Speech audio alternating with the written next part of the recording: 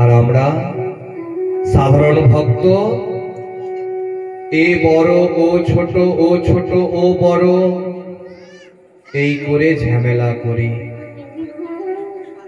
কেউ ইস্কনের ভক্ত আছেন, সে অনুকূল ঠাকুরের আশ্রমের ভক্তকে দেখতে পারছে না। যে অনুকূল ঠাকুরের ভক্ত আছেন, সে ভারত সেবা আশ্রম সংঘের ভক্তকে দেখতে পারছে না।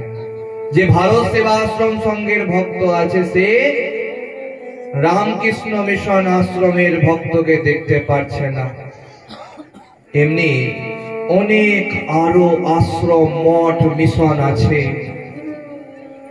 যেখান থেকে আমরা দীক্ষা গ্রহণ করে থাকি। কিন্তু একটা কথা চিন্তা করবেন, আমরা দীক্ষা নিচ্ছি ঠিকই, গুরুদেবের নামটাও পর্যন্ত ভুলে যাচ্ছি। কোন বড় জায়গাতে গেলাম দীক্ষা নিতে, কোন গুরুদেব আমাদেরকে দীক্ষা দিল হয়তো প্রথম হয়তো শুনলাম, কিন্তু তারপরে ফের ভুলে গেলাম। অনেকজন আবার দীক্ষা মন্ত্রটাও ভুলে যাচ্ছে। আমার বাড়ির পাশের লোক বলেছে, আমার ভাগবত পাঠক গ্রামে এসেছিল পাঠ করতে, দীক্ষা নেওয়ার কথা বলেছে বলে দীক্ষা নিতে এসেছি দায়ে পড়ে। দীক্ষা হয়ে গেল, লোককে তো বলতে পারবো আমি দীক্ষিত, আমি অমুক জায়গা থেকে দীক্ষা গ্রহণ করেছি। যদি তাকে বলা হয় আপনার দীক্ষা গুরু যদি বেঁচে থাকে একটু ফোন করেন তো, একটু নম্বরই জানে না গুরুদেবের। আপনার কিছু প্রয়োজন পড়েছে, আপনার বাড়িতে কিছু অসুবিধা হচ্ছে, আপনি গুরুদেবের সাথে কোনো কথা বলবেন, আপনার যে ফোন নম্বর নাই সেই গুরুদেবের সাথে কথা বলার, যে গুরুদেব আমার বাড়িতে এই রকম কিছু হচ্ছে, আমি কি করব। কারণ আমি প্রথম দিনই বললাম, অজ্ঞান তিমিরান্ধস্য জ্ঞানাঞ্জন শলাকয়া চক্ষুর উন্মিলিতং येन তস্मै শ্রী গুরবে নমঃ। যে আমাদেরকে এই অজ্ঞানের অন্ধকার থেকে জ্ঞানের আলোতে নিয়ে যায়, যিনি নিয়ে যান তিনি হচ্ছেন গুরুদেব। আর গুরুদেব কি? যিনি ঈশ্বরের চরণের আশ্রয় দেওয়াতে পারেন, তিনি হচ্ছেন গুরুদেব। কিন্তু আমরা দীক্ষা গ্রহণ করার পরে সেই গুরুদেবের কাছ থেকে কোনো কিছু জানতে পারলাম না। সবার সাথে ভিড়ে ভিড়ে একসাথে গেলাম দীক্ষা নিতে, আর কোনো কিছু জানতে কিন্তু পারলাম না। সেই রকম দীক্ষা নিয়ে মায়েরা এবং বাবারা শুধু বলাটাই হবে যে আমি দীক্ষিত, তাছাড়া কিন্তু কোনো কাজ হবে না। কথাটা কিন্তু মন দিয়ে ভাববেন, একটু চিন্তা করবেন যে আমি দীক্ষিত নিজেকে বলছি, কিন্তু গুরুদেবের সাথে আমি কথা বলতে পারছি না। আমি কিছু জানার যদি আমার ইচ্ছা হয় যে হে গুরুদেব, আমার অমুক দিন অমুক জিনিসটা করার ইচ্ছা, আমার সন্তানের মুখে ভাতটা অমুক দিন করার ইচ্ছা, আপনি কৃপা করে বলুন তো আমার কি সেই দিনটা মুখে ভাত করানোটা কি ঠিক হবে? আপনি কিন্তু সেটা জিজ্ঞাসা করতে পারছেন না। তবে কেমন আপনি দীক্ষা নিলেন যে আপনি গুরুদেবের কাছ থেকে আপনি জানতে পারছেন না? ওই জন্য অনুরোধ করছি যে আপনারা এমন গুরুদেবের কাছে দীক্ষা নিবেন, গুরু কিন্তু বেছে গুরুদেব করতে হয়, যাতে আপনাকে সঠিক কথাটা প্রমাণ সমেত বলতে পারে, আপনাকে প্রমাণ সমেত বলতে পারে কথাটা।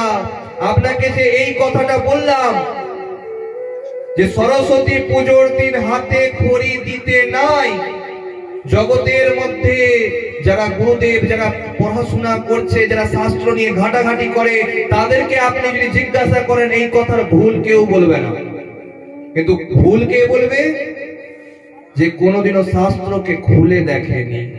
দেখেন, ভক্তি মন দিয়ে কিন্তু করা যায় ভগবান ঈশ্বরের, কিন্তু শাস্ত্র না পড়ে কিন্তু ভগবান সম্পর্কে কিছু জানা যায় না। আপনার কানে এসে রাত্রেবেলা ঘুমানোর পরে কেউ এসে শাস্ত্রের কথা বলে দিয়ে যাবে না আর আপনি জেনে যাবেন, এটা হবে না। আপনাকে ধর্মীয় পুস্তক কিনতে হবে, পড়তে হবে। আপনি মেলাতে যেমন করে যান, কোনো খেলনা কিনেন, অমনি কোনো বইয়ের দোকান থেকে কোনো একটা শাস্ত্রের বইও কিনুন। একবার গেলেন গীতা পাঠের বই কিনলেন, আরেকবার গেলেন শিব পুরাণটা কিনলেন। এই করে সেই শাস্ত্রের বইগুলো আপনার বাড়িতে হবে। আর বই কখনো কিন্তু যত্নে থাকতে গেলে নষ্ট হয় না। আপনি 1 কিলো চাল কিনবেন, আপনি যদি বেশি দিন রেখে দেন সেটা নষ্ট হয়ে যাবে, কিন্তু বই যদি আপনি ভালো জায়গাতে রাখেন তবে কিন্তু নষ্ট হবে না। সেই বইগুলো, সেই শাস্ত্রগুলো আপনার আজীবন পরবর্তী প্রজন্মেও কিন্তু থেকে যাবে, যে আমার ঠাকুরদা পড়তো শাস্ত্রের বই, সেই বইগুলো এখনো পর্যন্ত আমার বাড়িতে সংগ্রহ করা আছে। এটাই সৌভাগ্যের জিনিস যে আমরা থাকবো না, তখনও আমাদের নামটা হয়তো সেই শাস্ত্রের বইটা খোলার সময় আমাদের মনে পড়বে তার কথা। ওই জন্য শাস্ত্রের বই কিন্তু প্রতি সনাতনীর বাড়িতে কিন্তু রাখা উচিত। আপনাকে কোনো কথা বললাম যে গীতার অমুক নম্বর শ্লোকের মধ্যে অমুক কথাটা লেখা আছে, আপনি শুনে নিলেন, কিন্তু আপনার বাড়িতে গীতা পাঠের বইটা নাই। আপনি তো দেখতে পাবেন না যে আমি কথাটা ঠিক বললাম না ভুল বললাম। ওই জন্য শাস্ত্রের বই নিজেও কিন্তু পড়তে হবে। খুব মন দিয়ে শুনুন। ওই জন্য আমাদের কিন্তু এ বড় ও ছোট, ও ছোট ও বড় এটা করা যাবে না। এমন অনেক জায়গা আছে, আমি নাম বলছি না, সেখানে মনসা মায়ের মন্দিরকে ভেঙে দিয়ে সেখানে কৃষ্ণ মন্দির পর্যন্ত করা হয়েছে। কোন গুরুদেব বলে দিলেন, যেহেতু তোর বাড়িতে মনসা মায়ের থান আছে, সেহেতু তোর বাড়িতে অশান্তি হচ্ছে, সেহেতু তুই ওটাকে ভেঙে ফেল, আর ওখানে তুই শ্রীকৃষ্ণ ভগবানের মন্দির কর।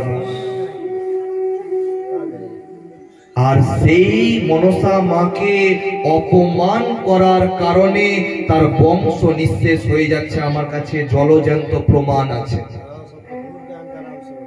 ওই জন্য আপনাদেরকে অনুরোধ করব, এইরকম ভুলটা করবেন না। ভগবান একটাই, তার রূপ অনেক।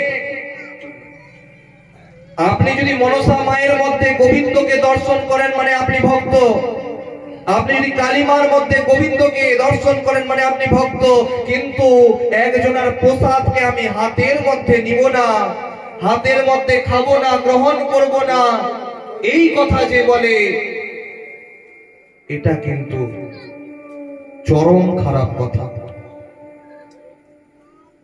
এই পাঠ শুরুর আগে পাশের এক বাড়িতে শিব চর্চা হচ্ছিল, আমি তার বাড়ি গেছিলাম, প্রণাম করে আসলাম। খুব সুন্দর লাগলো যে আপনাদের বাড়িতে বা আপনাদের গ্রামে এত সুন্দরভাবে ভক্তিও ধর্মীয় কার্যকলাপ অনুষ্ঠানগুলো হয়ে থাকছে বা হচ্ছে।